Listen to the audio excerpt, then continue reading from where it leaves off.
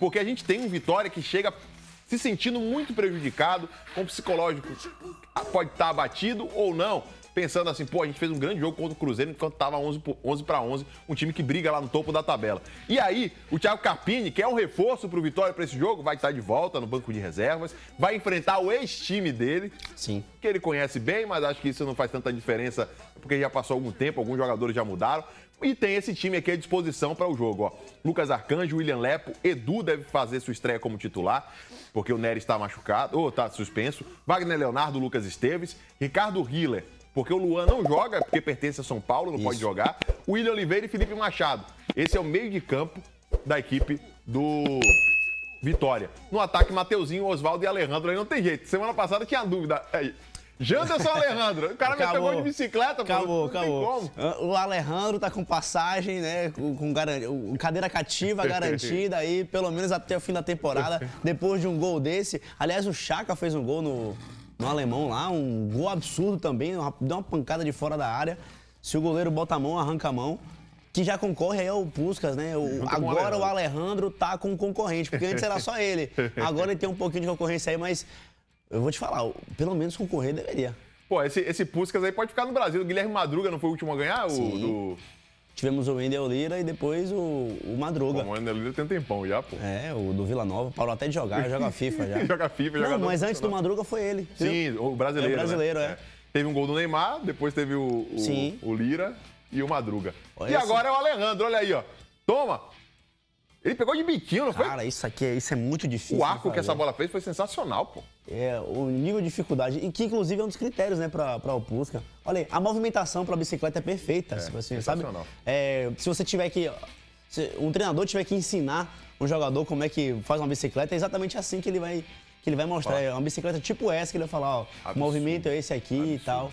Cara, isso é tão difícil. Ô, Rony, chora, Rony. Você tenta todo dia, não consegue, pô, chora. Olha, ele até consegue de vez em quando nos treinos e tal, já fez gol também, mas assim, meu Deus do céu, é um negócio absurdo. Olha, é muito difícil. Eu, por exemplo, eu faço, sei lá, uma vez por ano só, cara. Tá. Jogo. Fiz na Bolívia uma vez lá, porra, depois o Alfa ficou faltando um pouco, mas o Alejandro tá de parabéns. Eu fiz até um conteúdo no Partiu Bateu sobre os gols de bicicleta que aconteceram no Barradão, né? Separei 5, deixei até um de fora que eu lembrei depois, do Elkson, na Copa do Nordeste em 2010 contra o Bahia em Pituaçu, mas pra mim esse dos 5 aí é o mais bonito, né? Teve o do Edno também em 2014, lembra?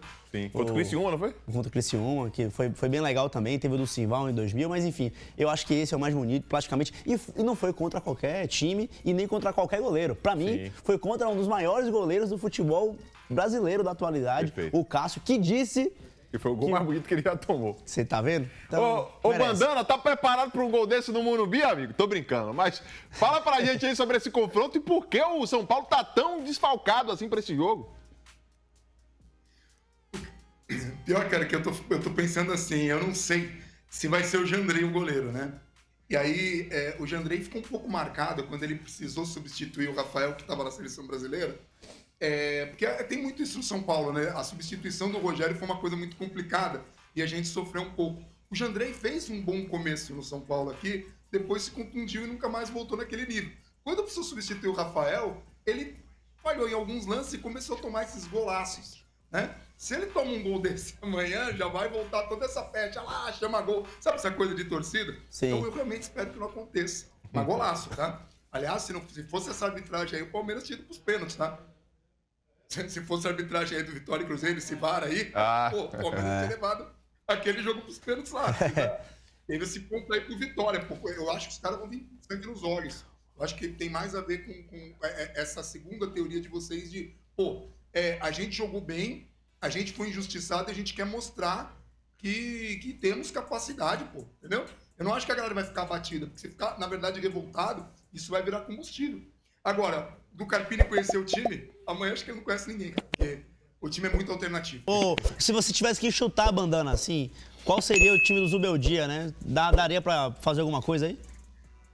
Cara, eu tô realmente preocupado justamente em função dos jogadores que a gente não tem informação. Tem um outro ponto do São Paulo que a imprensa hoje não cobre treinos. Então, tudo que a gente faz é especular por quem aparece em foto, quem não aparece. Então, por exemplo, eu sei que o Igor Vinícius, ele treinou ontem, mas eu não sei se ele tem ou não. Então, sem saber se o Igor Vinícius tem condição de jogar, se o Liseiro tem condição de jogar, se o Moreira tem condição de jogar, tipo, fica bem difícil de escalar, cara. Assim, o Patrick também, então, assim, eu acho que vai ser um time muito improvisado, muito improvisado. E talvez com o Jandrei no gol, com possibilidade de golaço desse, pô, tá louco, hein? De novo. Não vamos dar uma segurada aí, Vitória. Já gastou ali contra o Cássio, tá? Enfim, que é um goleiraço também, mas... O Corinthians largou como se fosse... É engraçado isso, né, cara? Ah, tá numa fase ruim, manda embora, pô. Coisa maluca, velho. Não faz sentido isso. Mas então, assim, é mais difícil de imaginar qual seria o São Paulo. Não sei se eu me arriscaria, não, viu? Beleza. Vamos saber do Vitória, então? Vamos. O Gabriel Galindo... Do Carpini, né? São Paulo do Carpini e São Paulo. Isso. O Vitória do Carpini e São Paulo. Vitória do Carpini e São Paulo. E o Gabriel Galindo, do Canal do Dinâmico, narrador do Canal do Dinâmico, que mandou informações pra gente, já que o Anderson Matos está em deslocamento, né? Tá indo pra São Paulo para fazer a transmissão direto lá do Murumbis. Vamos trazer aí o Gabriel com a participação dele aqui no Partiu Bateu. Fala, galera ligada na tela do Partiu Bateu, uma satisfação enorme estar falando com vocês.